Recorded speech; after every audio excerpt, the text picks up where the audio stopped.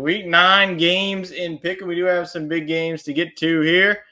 And let's start with Oklahoma at number 18, Ole Miss. This is an early game. Oklahoma coming off an embarrassing loss against South Carolina. Ole Miss coming off of the bye week, needing a win to stay alive if they do want to, have hopes of making the college football playoffs. You're going to go the Sooners or the Rebs in this matchup? Definitely the Rebels. I mean, Oklahoma just looks really bad. I wasn't too sold on this team going into the season, but I didn't think they're going to be this bad. But Ole Miss is going to steamroll them. Yeah, this is a get-right game for Ole Miss. Oklahoma's offense, like I mentioned, just hasn't really been too much non-existent. I mean, if they can't run the ball, it's going to be a long day for them against this Ole Miss front seven. So give me Ole Miss. I think that they run away with this one. They get back on track. Just thinking the same thing as we're all rolling with the Rebels against the Sooners in this matchup. Now let's go on to the next one. Two teams that's needing a victory here, Arkansas at Mississippi State. Arkansas is falling on down here. Mississippi State, I mean, they're 1-6. Their one win was their first game of the season against Eastern Kentucky. So do you have Mississippi State picking up their second win, or do you have the Hogs getting back on track here? This one was a toss-up for me. I do like that it's in Starkville. Michael Van Buren is playing much better. Arkansas got steamrolled by LSU, so a lot points to the home team here. But I think Arkansas, there's a good football team there. They just didn't show up Saturday, so I think they get back on track. They went into Auburn and won, so I think they can go into the state and win. Yeah, this is a tough matchup to predict here. I mean, Arkansas, their defense against LSU didn't look too good, so we'll see if they can bounce back here. I mean, Taylor Green, he's definitely going to have a better game than he had against that LSU defense. Mississippi State, they really played well against Texas A&M. They were really there for 4 quarters, but too much offense for Texas A&M. I picked Mississippi State last week. They let me down. You know what? I'll give them a second chance. Give me the Bulldogs at home. Eventually, they do have to get a victory, and I mean, I just don't want to see this team go winless in the SEC. So you know what? Give me Mississippi State in a close game. It always is between these two teams. Probably going to be a little bit low scoring. I think that both defenses are starting to play well, but give me the Dogs. Chet's also going to go with the Dogs. So our first disagreement of the show comes between Arkansas and Mississippi State, as you're the lone racerback, and we're going with Hail State in this matchup. Now let's go on to our first big game here in the SEC, an afternoon kickoff. Number 21, Missouri at number 15, Alabama. We looked at Missouri. We've been talking about Missouri pretty much. We looked at their schedule in the preseason. We're like, okay, they really have a really manageable schedule. Obviously, that Texas A&M game didn't go as they planned. And then we said the second game that was really going to define their season with this road trip to Alabama. So how do you have that faring for Missouri? Do you have them getting a victory, or do you have the Tide getting back in the win column here? This is another tough one, but I'm going to go with the home team. I'm going to go with Alabama. Missouri just hasn't shown me much on offense, and I know what I'm getting with Milroe. I know it's not going to be perfection, but he's going to move the football on this Missouri team, and I think eventually he breaks through with a big run or a big throw to Ryan Williams, but I don't know who's going to start at quarterback for Missouri, and Luther Burden looks like he would rather be sitting at home with me watching the football game, so I got to go with the Tide.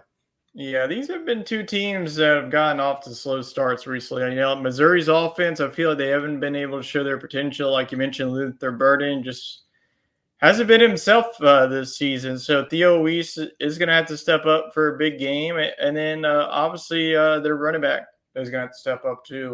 But Alabama side, Jalen Milroe has to have a better game. This will probably be a defensive battle, like a 24-20 type of game, but I have the Crimson Tide.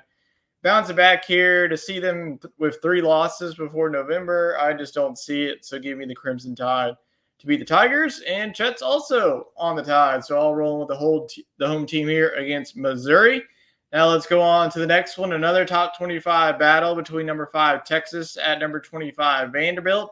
Vanderbilt has already knocked off a top 5 team with Alabama a couple of weeks ago. Do you see it happening again? This one's tempting, but I'm going to go with Texas. I'm not off the Texas. If Texas would have beat Georgia, that would have definitely spurred the upset. 2 number 1 upsets at home, yeah, that would have been crazy. Yeah, that definitely Especially would. after both teams would have beaten Georgia. I mean,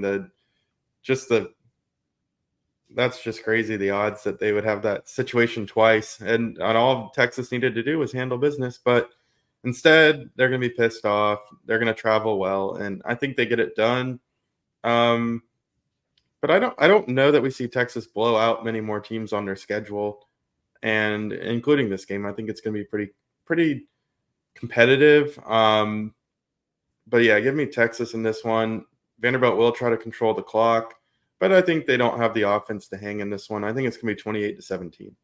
Yeah, Vanderbilt's definitely going to get up for this one. Whenever you have a guy like Diego Pavia, I mean, he plays well in these big environments. I mean, it is going to feel like a Texas home game. I mean, there's going to be a lot of fans traveling to Nashville for that one, so that will be a thing to consider when you're picking this game. But yeah, like you mentioned, Texas, they just got blown out. Sark is going to get these guys ready to go. You're not going to see a performance like that from Quentin Ewers in back-to-back weeks. So I think that Vanderbilt, yeah, good luck. I think that Texas, this is not the week that you want to play Texas. They're going to be pissed off. I think that this is just going to be a Texas statement. They get the job done here. Sorry, Vanderbilt. I would love to see it happen. Is our upset specialist? Is he going to pull the trigger? Yes, Yep. he is. Anchor down for that one. So there it is. We do get Vandy. I'm just happy that one of us is doing it. Wouldn't have said that before the season. Yeah, for college football fans, this would definitely be an upset. If you're a Texas fan, you would hate yourself if this happens once again. But we will see what happens in the Music City on Saturday night. Now let's move on to our SEC Talk game of the week. This is for the battle of first place in the SEC. Who would have thought that before the start of the season, that LSU and Texas A&M, LSU number 8, number 14, Texas A&M. So with that being said, with the winner having, sole possession of first place, which team do you have doing that? Yeah, crazy that is the situation we have here. But I'm going to go with the home team here. I'm going to go with Texas A&M. This game's at night. LSU's kind of struggled there the last couple times they've played. I know as much as we don't want to buy into the rivalry, there definitely is one. These teams don't like each other. The players don't. So I think it's going to be a really good football game, but I think it's going to be a heartbreaker late. I mean, now I am very impressed with what LSU did this weekend. 7 overtimes? No, but it might go to 1. I mean, LSU definitely made me think about this one, because had they played a close game against Arkansas, I would absolutely have picked A&M. But, they went into a road environment and put on a good display, both sides of the football. So I think it's entirely possible LSU does show that they're the better team, but I think Texas A&M is a lot better than people are ranking them as. So I truly think this is a top 10 matchup, and I think that the home team gets it done.